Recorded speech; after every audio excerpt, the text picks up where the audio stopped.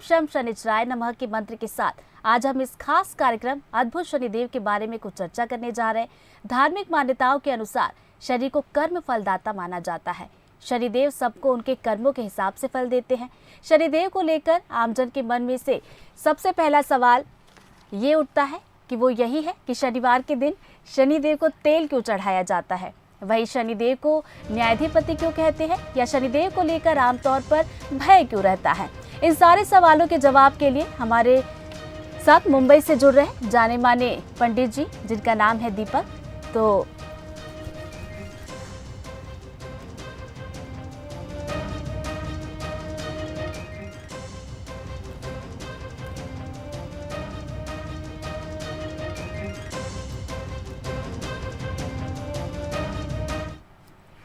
तो चलिए पंडित जी हमारे साथ जुड़ गए, सीधा उनका रुख करेंगे। पंडित जी, शनिदेव की अगर बात की जाए तो सबसे पहले शनिदेव का महत्व मैं आपसे जानना चाहूंगी। देखिए, शनिदेव जो है हमारे सूर्य पुत्र हैं, और सूर्य पुत्र होने के कारण ये एक राजा के लड़के हैं, और राजा के लड़के होने के कारण ये रात के मालिक हैं और सूर्य दिन के मालिक होते हैं। ये हमारे शरीर में जिस प्रकार आत्मा निवास करती है, आत्मा सूर्य है और आत्मा की जो आवाज है वो शनि है। क्योंकि जो भी कोई गलत कार्य हम करने की तरफ बढ़ते हैं तो हमारी आत्मा नहीं मानती उसको काम करने के लिए, कि ये इसमें कहीं हमारे साथ कुछ अनहोनी ना हो जाए या कुछ ना हो जाए। तो शनिदेव जो है वो अलर्ट करते हैं आपको किसी भी गलत काम की तरफ जाने के लिए, क्योंकि कर्मों पे निगाह रखने के लिए शनिदेव की ड्यूटी लगाई थी। हुआ क्या था कि ये बहुत उदंड थे बचपन में, इनके पास कोई कार्य नहीं था, तो इनकी शिकायतें रोज आया करती थी।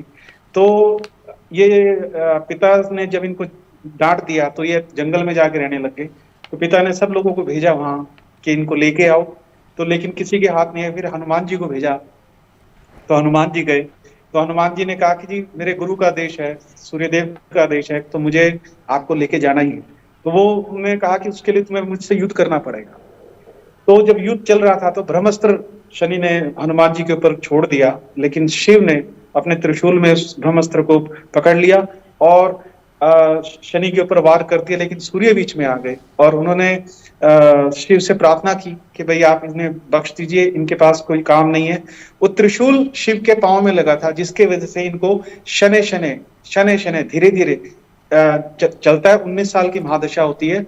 कोर्ट कचहरी जितने भी होते हैं सारे शनि के माध्यम से ही होते हैं, और जो जेल जिसको बोलते हैं वो भी शनि को बोलते हैं।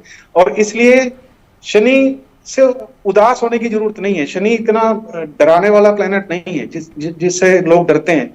शनि एक उच्च अभिलाषी प्लेनेट है, इसको राज चाहिए, सत्ता चाहिए इसको। शनि इस प्रकार से राज करता है। देखिए, यूएस जो है पश्चिम दिशा में सबसे आखिरी देश है दुनिया का, और पश्चिम दिशा के मालिक शनि है। और बनाता क्या है यूएस? वो हवाई जहाज बनाता है, मशीन गन बनाता है, लोहे के काम करता है। और इसका सबसे बड़ा एक उदाहरण ये भी है कि शनि अरब कंट्रीज के ऊपर हमले क्यों करता है। यूएस जो है अरब कंट्री पे हमले क्यों करता है, उसका कारण क्या है? उसका कारण ये है कि शनिवार को शनि पे तेल चढ़ता है, और वहां अरब कंट्री में तेल है, इसलिए वहां बार बार आपने यहाँ पर तेल का जिक्र किया है तो एक सवाल मेरे मन में आया है कि शनिवार को जब भी हम शनि मंदिर जाते हैं तो भक्तों को अक्सर देखते हैं, साथ ही साथ मैं अपनी भी बात करूं तो अगर मैं शनिदेव मंदिर जाती हूँ तो तेल जरूर चढ़ाते हैं। इसका महत्व आपसे समझना चाहूंगी मैं। इसका बहुत एक अच्छा महत्व ये था कि शनिदेव, इसमें दो प्रचलित कथाएं हैं। हुआ क्या कि शनिदेव जो है हनुमान जी के पास गए और उन्होंने कहा कि आपकी साढ़े साथी शुरू होने वाली है, और साढ़े साथी के लिए मुझसे सब लोग थराते हैं, कांपते हैं। तो अब आज से मैं आपके ऊपर विराजमान हो जाऊंगा और मैं आपके ऊपर आपकी बुद्धि को भ्रष्ट कर दूंगा। आपके इस हनुमान जी ने उनको ये कहा कि मेरे मन में राम के अलावा, मेरे शरीर में राम के अलावा तो कुछ जगह है ही नहीं, तो आप कहाँ रहोगे? कहने लगे ये सब बात की बातें, जब मैं आऊंगा तो तुम राम को भी भूल जाओगे, सबको भूल जाओगे। तो वो शनि जब उनके ऊपर विराजमान हुए सिर के ऊपर, तो हनुमान जी ने 4 5 6 चट्टानें अपने सिर के ऊपर रख ली। तो शनिदेव घबरा गए और वो उन्होंने हनुमान जी से प्रार्थना की कि मुझे क्षमा करो, मैं आपकी शक्ति को नहीं जानता था, मैं राम को नहीं जानता था, मुझे माफी दे दीजिए। तो वो जब उन्होंने उसको सिर से उतारा तो कहता अभी तो कुछ ही क्षण हुए, तुम तो 7.5 साल के लिए आए थे।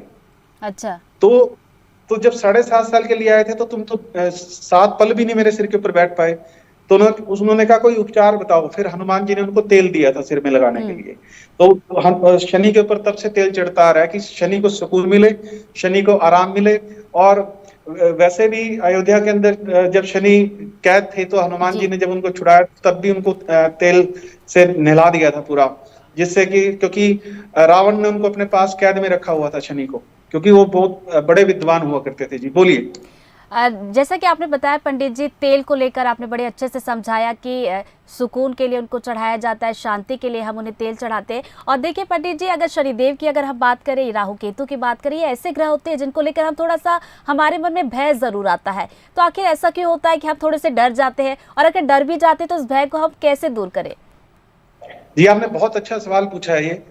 इसका सबसे बड़ा उदाहरण मैं आपको देता हूं कि आपको 7 प्लैनेट यूनिवर्स में नजर आते हैं, लेकिन 2 प्लैनेट नजर नहीं आते, राहु और केतु। ये छाया ग्रह हैं बेसिकली। हम्म। और छाया ग्रह होने के कारण अनजान डर हमारे अंदर ये भर देते हैं। इनसिक्योरिटी जिसको बोलते हैं, बहुत सारे लोग परेशान होते हैं जब राहु की महादशा, अंतरदशा, प्रेंतर दशा, सूक्ष्म दशा, योगनी दशा, जब भी इनकी दशा आती है या गोचर के अंदर चेंजेस होते हैं। देखिए 12 अप्रैल को ये बदले थे पिछले साल, और 12 अप्रैल से भी अक्टूबर में फिर चेंज होंगे। लेकिन 18 महीने का जो आधा 9 महीने हुए, अप्रैल से 9 महीने आप काउंट करेंगे तो वहां से इसके पीक आवर शुरू होते हैं, यंग टाइम होता है।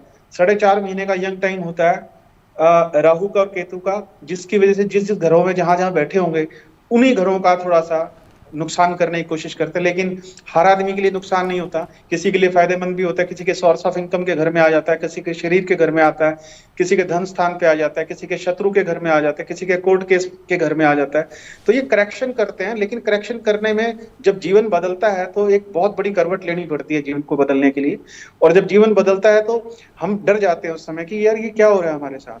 हम हमारी ट्रांसफर होगी तो हम किसी दूसरे शहर में चले गए, या हम विदेश में चले गए रहने के लिए, या हमारे साथ कुछ और घटना घट गई। तो ये जितनी घटनाएं घटती हैं ये राहु और केतु के कारण होती हैं, जो इनसिक्योरिटी इंसान को देते हैं। पंडित जी, आपसे ये जानना चाहूंगी, देखिए अक्सर घरों में यही होता है कि जब कोर्ट कचहरी के मामले होते हैं तो शनिदेव को बड़ा याद किया जाता है कि शनिदेव को प्रसन्न किया जाए ताकि ये मामले जो है सुलझ जाए। न्यायाधिपति भी इन्हें कहा जाता है। ये मैं आपसे जानना चाहूंगी कि न्यायाधिपति आखिर इन्हें क्यों कहा जाता है? देखिए मैंने अभी आपको थोड़ी देर पहले एक स्टोरी सुनाई थी, जब सूर्य देव ने शिव से प्रार्थना की कि आप ये इनके पास कोई काम नहीं है, तब भगवान शिव ने इनको वरदान दिया था कि आज से तुम न्यायाधीश होंगे पूरे। तो उन्होंने ये पूछा उनसे, शिव से, कि मेरे दंड से आप भी नहीं बच पाओगे क्या? कोई देवी देवताओं पे भी सब पे लागू होता है? उसने कहा तमाम संसार में, यूनिवर्स में जितने भी लोग हैं सबके ऊपर आप अपनी निगाह दृष्टि रखोगे, और वो दृष्टि अगर वो अच्छा है तो वो बहुत दूर उच्च अभिलाषी होने के कारण बहुत हाइट पकड़ेगा। लेकिन अगर उसके कर्म अच्छे नहीं है तो वो उसको पीस देता है। जैसे मैं आपको एक उदाहरण देता हूँ सचिन तेंदुलकर का, जिनकी 15 साल की एज के अंदर 7.5 शुरू हुई थी, और उनको विश्व विख्यात क्रिकेटर बना दिया था शनि ने। उच्च अभिलाषी थे और पूरा पूरा संसार में उनका नाम हो गया था। इस तरीके से जब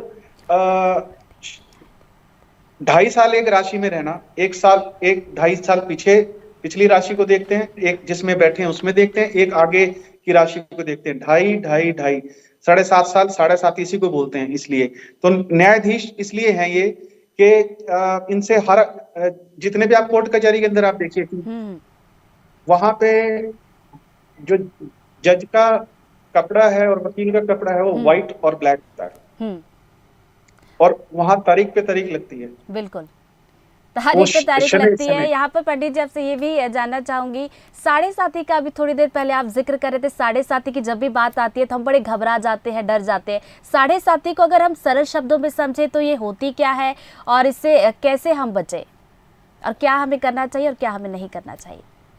देखिए जब व्यक्ति का जन्म होता है और चंद्रमा जहां होता है, और जब शनि चंद्रमा के ऊपर से क्रॉस करता है एक राशि आगे या पीछे से, तो वहां क्रॉस करते समय वो उसको 7.5 बोलते हैं। जैसे मैंने अभी आपको बताया कि 2.5 साल एक राशि में जिसमें बैठे हैं, एक घर पीछे देखते हैं, एक घर आगे देखते हैं, और एक घर जहाँ बैठे हैं।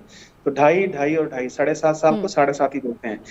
अगर आपके कर्म अच्छे हैं, अगर आप एक बहुत अच्छे मन के व्यक्ति हैं, सच्चे दिल के इंसान हैं, तो शनि साढ़े साथी में आपको आसमान दिखा देगा। क्योंकि मेरे जीवन में जब साढ़े साथी आई थी वो 2005 का समय था।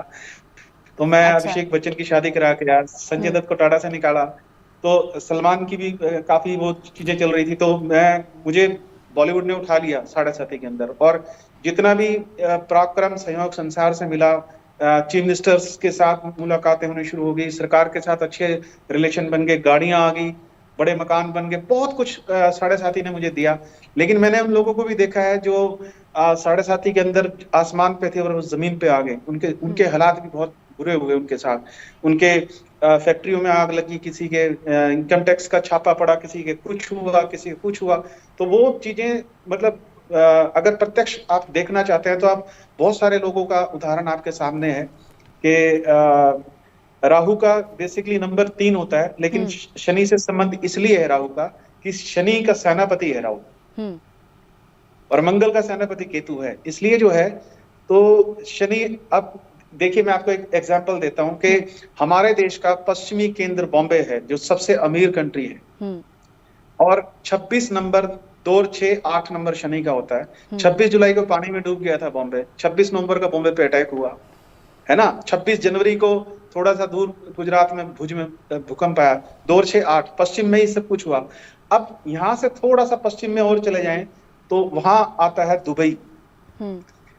दुबई का क्या रहस्य है, वो राहु है बेसिकली। वहां उसका अपना कोई अस्तित्व नहीं है, वहां कुछ नहीं है, वहां 200 कंट्री के लोग काम करते हैं उनके शेख के यहाँ पे, और वो जितने भी कंट्रीज हैं सब लोगों के मेन ऑफिस वहां पे हैं, और रोज बदलता है क्योंकि परछाई रोज जिस भी आकार को आप देंगे उसी आकार में परछाई आ जाती है।